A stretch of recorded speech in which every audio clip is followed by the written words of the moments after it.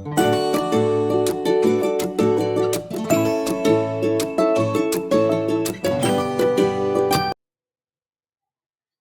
everybody, welcome to my channel. Di video hari ini, aku akan memberitahu kalian the 8 parts of speech. Ada nouns, kata benda, pronouns, kata ganti, adjectives, kata sifat, verbs, kata kerja, adverbs, kata keterangan, prepositions, kata depan, conjunctions, kata sambung, dan articles, artikel. Kita akan bahas tentang nouns, kata benda dulu ya, karena dalam bahasa Inggris, nouns itu sangat penting.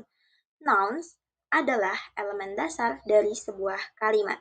Jadi kalau kamu ingin berbicara bahasa Inggris, kamu harus perlu tahu tentang berbagai jenis noun. Dan aku akan mencoba mengajarkannya sebaik mungkin. Let's get started. Oke, jadi mari mulai dengan concrete nouns, kata benda konkret. Sekarang dalam bahasa Inggris, concrete nouns adalah people, orang, places, tempat, things, benda, termasuk animal atau hewan. Yang bisa kamu lihat, cium, kamu rasakan, dengar, bahkan sentuh. Jadi kamu pada dasarnya bisa menggunakan 5 inderamu. Biarkan aku memberikan beberapa contoh ya. Kalau kita bicara tentang orang atau people, kamu bisa bilang a girl, Taylor Swift, atau my dad. Kalau kita bicara tentang tempat atau places, kamu bisa bilang a mountain, Spain, the kitchen. Dan yang terakhir, kalau kamu bicara tentang benda atau things, kamu bisa bilang a shoe, a marker, a cat, a pizza.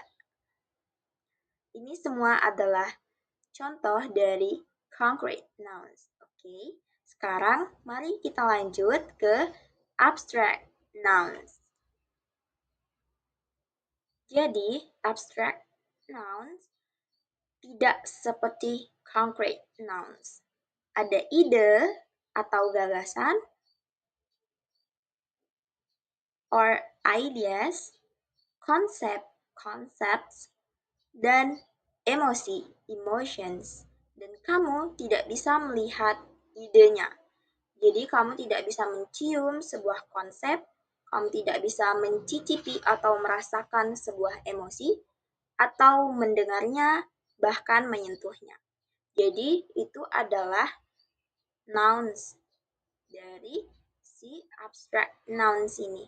Hal-hal yang ada, tapi kamu tidak bisa melihatnya, merasakannya, dan kamu juga tidak bisa menggunakan 5 inderamu. Untuk memberi beberapa contoh, kita bisa bicara tentang love, cinta, time, waktu, religion, agama, rules, aturan. Semua kata ini mewakili ide, bahkan konsep. Oke, itu adalah abstract nouns dalam bahasa Inggris. Sekarang, mari bahas lebih detail tentang nouns. Sekarang, mari lihat perbedaan antara common nouns dan proper nouns yang sangat penting dalam bahasa Inggris. Jadi, common nouns atau kata benda umum dan proper nouns, kata benda khusus, merujuk kepada orang, tempat, benda, bahkan ide. Nah, mari lihat beberapa contoh ada di slide tentang orang atau people. Misalnya, a woman itu adalah common noun. Tapi, kalau kita bicara tentang wanita tertentu, misalnya saya, Arin, itu menjadi proper noun dengan huruf kapital A. Karena, dan perlu kamu ketahui, proper nouns selalu menggunakan huruf kapital. Kamu bisa bicara tentang tempat atau places. A city itu common noun. Tapi kemudian kamu bisa menyebut kota tertentu. Mari kita ambil kota di sini saja, yaitu Jakarta dengan huruf kapital J. Ingat, proper nouns selalu menggunakan huruf kapital. Kita bisa bicara tentang things atau benda. Misalnya, seekor hewan. Ada a cat. Itu common noun. Tapi kalau kita ambil kucing tertentu, seperti kitty, huruf kapital K, itu proper noun. Kalau kita bicara tentang benda lagi, misalnya a car. A car itu common noun.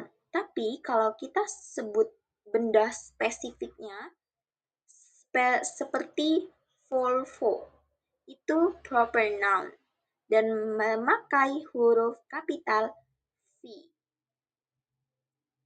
Dan terakhir, kita bisa bilang a team, common noun. Tapi kalau kita sebut tim tertentu, misalnya tim sepak bola, seperti Real Madrid, R dan M, maka itu proper noun karena ditulis kapital. Sekarang, perlu kamu ketahui, team adalah kata khusus disebut collective noun atau kata benda kolektif dalam bahasa Inggris karena merujuk pada sekelompok orang. Jadi, collective nouns bisa digunakan sebagai singular noun, kata benda tunggal, atau plural noun, kata benda jamak. Tapi kita akan membahas ini lagi nanti ya.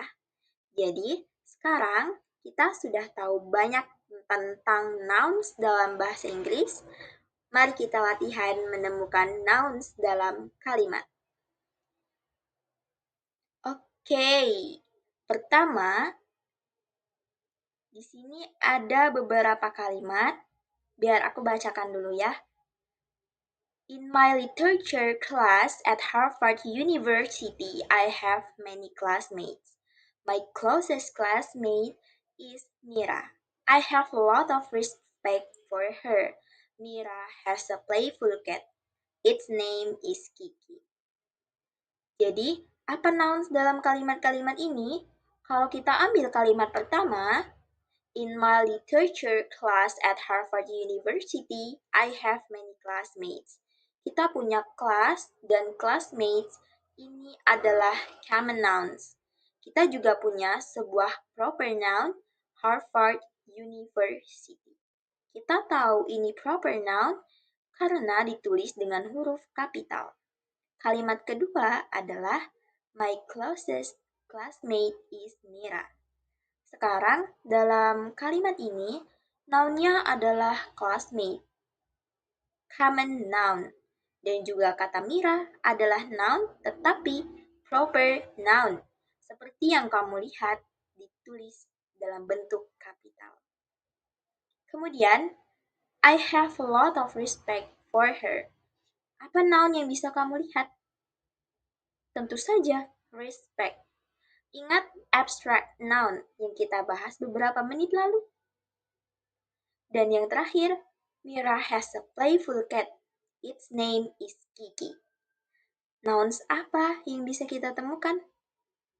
Jadi kita bisa lihat Mira lagi, proper noun, cat sebagai common noun, juga name dan Kiki.